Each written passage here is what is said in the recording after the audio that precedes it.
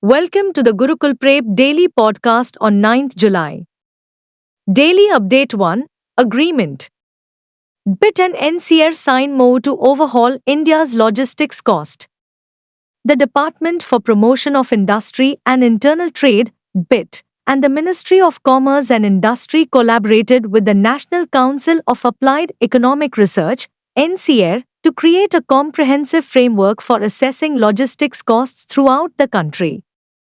According to a press statement from the Ministry of Commerce and Industry, the Memorandum of Understanding, MoU, inked in New Delhi, details a collaborative effort to delve deeply into the complexities of logistics charges and their impact on India's economic framework. Daily Update 2 Books. Coffee Table book on Samyapuram Mariamman Temple released. The Hindu group of publications has released a coffee table book titled Samyapuram, the Sacred Seat of Shakti. Vrinda Ramananu, a licensed Bharatanatyam dancer and teacher, and J. Ramananu, a practicing architect, wrote the 190-page book describing every element of the mother goddess who reigns supreme in Samyapuram hamlet.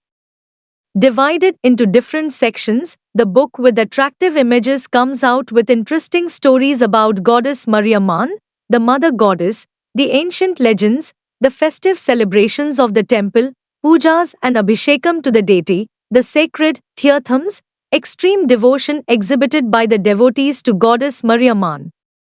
Daily Update 3 Defense.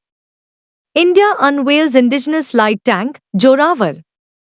The prototype of the country's indigenous light tank, Joravar, is ready and will soon undergo intensive testing, according to defense authorities. The Defense Research and Development Organization, DRDO, collaborated on its development with Larsen & Toubro, Lanty, serving as the principal integrator. A Cummins engine currently powers the tank, and the DRDO has launched a project to manufacture a new engine locally, according to officials. As part of developmental trials, over the next 6 months, the tank will be tested in various conditions including summer, winter and high altitude, a source said. Daily Update 4 International. Masoud Pezeshkian elected Iran president. Masoud Pezeshkian, a reformist contender, defeated hardliner Saeed Jalili in Iran's runoff presidential election by promising to reach out to the West and lessen enforcement of the country's mandatory headscarf legislation after years of sanctions and demonstrations pressuring the Islamic Republic. The election occurred amid rising regional tensions.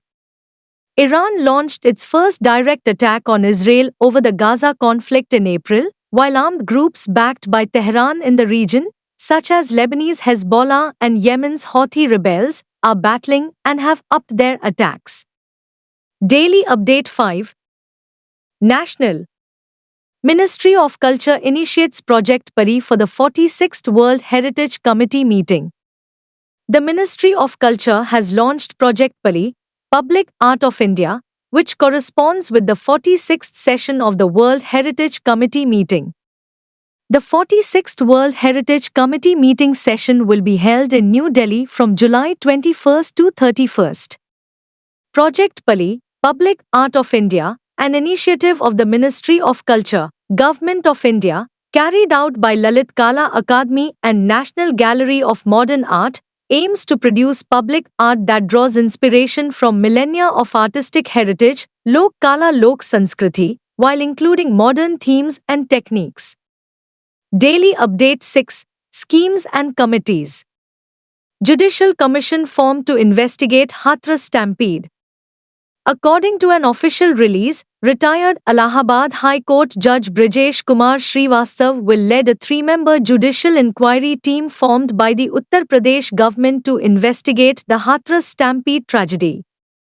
The panel, entrusted with completing the probe within 2 months, would examine at several aspects of the case, including whether this incident is an accident or a conspiracy, and the district administration's and police's crowd control arrangements.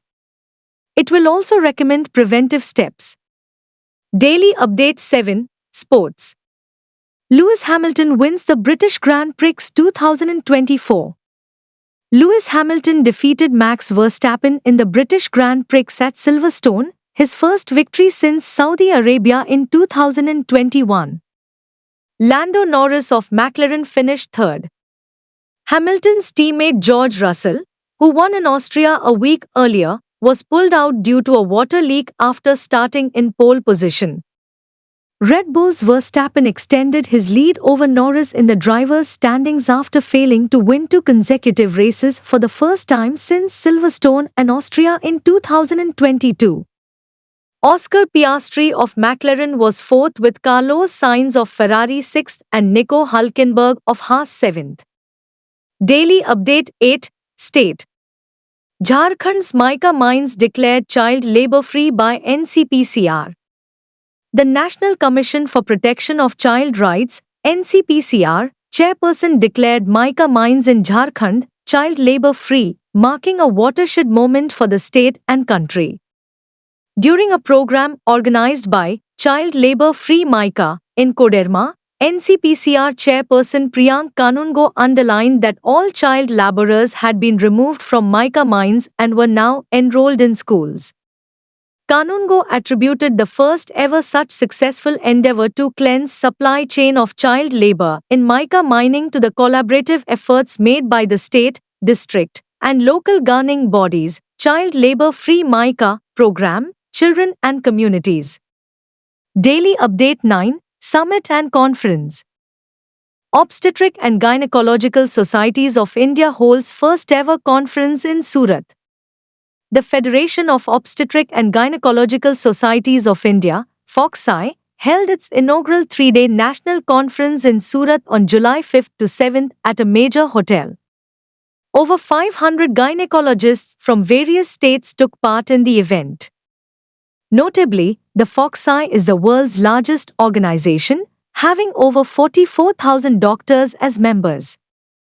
The conference was attended by the national-level FOGSI India President Dr. Jaideep Tank, Secretary Dr. Madhuri Patel, South Asian Federation of Obstetrics and Gynecology President Dr. Shamal Desai among others. Daily Update 10 Summit and Conference. Biden to host NATO summit to show strong support for Ukraine amidst conflict. President Joe Biden is scheduled to hold a crucial 3-day NATO meeting to demonstrate unity and solidarity among the US and its allies in support of Ukraine. The conference, scheduled for July 9 to 11, will highlight NATO states' commitment to bolstering Ukraine's security amid the ongoing conflict with Russia. At the summit, NATO Secretary-General Jens Stoltenberg is anticipated to announce significant boosts in military, political, and financial aid to Ukraine. In a historic move, Sweden will be formally welcomed as NATO's newest member during the summit proceedings, marking a strategic expansion of the alliance's membership.